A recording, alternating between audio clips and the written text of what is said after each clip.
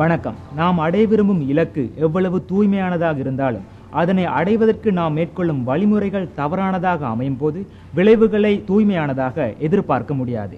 அதேபோல் வன்முறைகளினாலும் அடக்குமுறைகளினாலும் ஆயுதங்களினாலும் மனித உள்ளங்களை இணைக்க முடியாது என்பதே எமது நாட்டில் இன்று நடைபெறுகின்ற நிகழ்வுகள் எமக்கு உணர்த்துகின்றன.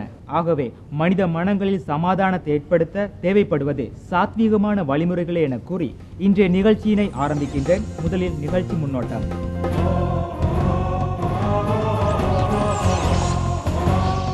அரசியல் களமும் மக்கள் கருத்தும். தென்னிந்திய கலைஞர்களுக்கு ஒரு செய்தி.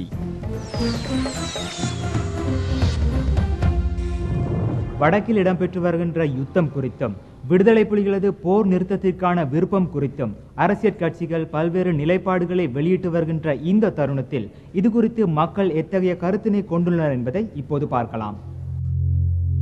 வடமுனை களத்தில் கிளிநொச்சி மாவட்டத்தின் மிக முக்கிய நகரங்களில் ஒன்றான பூநகரியினையும் வடபகுதியையும் தென்பகுதியையும் இணைக்கின்ற பாதைகளில் ஒன்றான A32 வீதியினையும் முழுமையான கட்டுப்பாட்டின் கீழ் இராணுவம் கொண்டு வந்துள்ளமை வடகளத்தில் இராணுவத்தின் பலத்தினை வெளிப்படுத்துவதாக பலரும் கூறுகின்றனர்.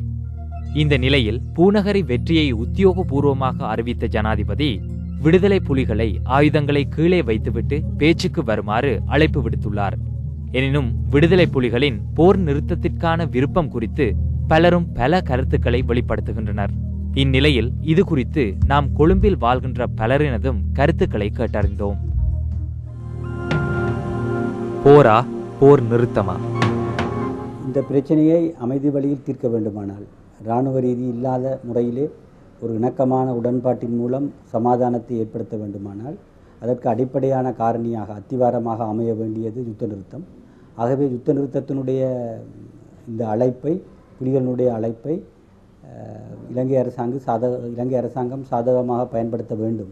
මම හිතන්නේ දැන් මේ වෙනකොට LTTE ඉස්සරට වඩා තරමක් වෙනස් වෙලා තියෙනවා. තමන්ගේ ගාමක බලවේගයේ යුද්ධය බවට පත් කරගත්තා නම් ඒ අවුරුදු ගානකට පෙර නමුත් අද වෙනකොට අවුරුදු දැන් 30කට ආසන්න කාලයක් ගත වෙලා තියෙනවා. අද වෙනකොට ඒගොල්ලෝ මේ දේශපාලන අරගලයයි කියන එකට එනවා කියන්නේ මිතා හොඳ දෙයක්. මේ වෙලාවේ වුන් ප්‍රකාශ කර සිටීම සටන් විරාමයකට අපි කවදත් සූදානමින් හිටියා කියලා මම දැක්කා දේශපාලන නායක නඩේසන් මහත්මයා කියලා තියෙනවා.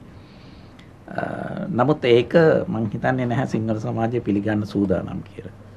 මොකද දකුණේ සමාජයට තියෙන මේ අතීත අත්දැකීම් එක්ක ඔවුන් ඒක යලි ස්මරණය කරනවා. සාමෙන්ට එනවා නම් සාමෙන් ඉවර කරනවා. එහෙම නැත්නම් යුද්ධ වෙනවා යුද්ධයෙන් ඉවර කරලා මේ රටේ යුද්ධ ඉවර කරන එක තමයි අපේ මේ බලාපොරොත්තුව.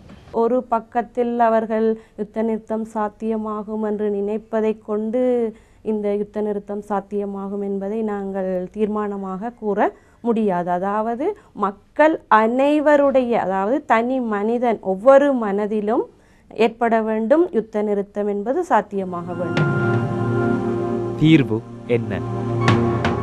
යුද්ධෙම තමයි ඉවර කරන්න ඕනේ. ඔයගොල්ලන්ට කවදාකවත් සටන් විරාමයක් තිබ්බොත් ඒගොල්ලෝ කරන්නේ මොකද? අර තවත් ආයුධ එකතු කරන එකයි. එකතු කරලා ආපහු අපේ රටටම අපිටම ගහනවා. ඊට වැඩිය හොඳයි ඔය යුද්ධෙම තමයි ඔය ඉවර කරන්න පුළුවන්. இடங்கள் கைப்பற்றப்படுவதும் மீண்டும் பறிபோவதுமான இந்த ஊசலாட்டம் பல கட்டங்களிலே மாறி மாறி வந்திருக்கின்றது. கிளிநொச்சியை பிடித்ததும் கோட்டை விட்டதும் திருப்பி பிடிப்பதும் திருப்பி பறிகொடுப்பதுமான போராட்டத்தின் ஊடாக பிரச்சனை தீர்ந்துவிடும் என்று நான் நினைக்கவில்லை. ஆகவே அவ்வப்போது கிடைக்கின்ற வெற்றிகளை வைத்துக்கொண்டு அதனூடாக பிரச்சனை தீர்ந்து விட்டதாக கற்பனை பண்ணி கொண்டு அணுகுகின்ற இந்த முறை தீர்வை தரப்போவதில்லை.